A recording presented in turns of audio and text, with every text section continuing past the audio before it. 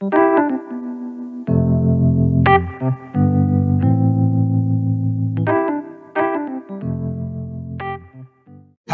SIRASH, has BARAKH, has the first Maccabees, has the second Maccabees, has chapter 10 through 16 of Easter, Daniel 3:24 through 90, Daniel 13, the story of Susannaha, and Daniel.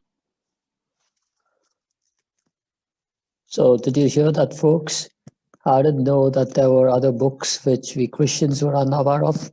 What did Ibn Fibbin just yak? Book of Susannaha, Book of SIRASH, Book of BARAKH, and what's this? Book of Easter.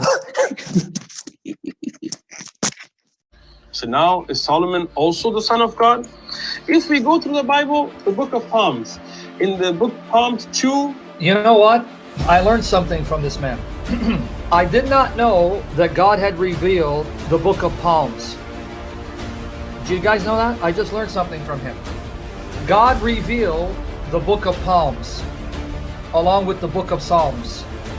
Okay? I really am thankful for this man. I did not know there was extra revelation that he discovered inspired by God called the book of Psalms.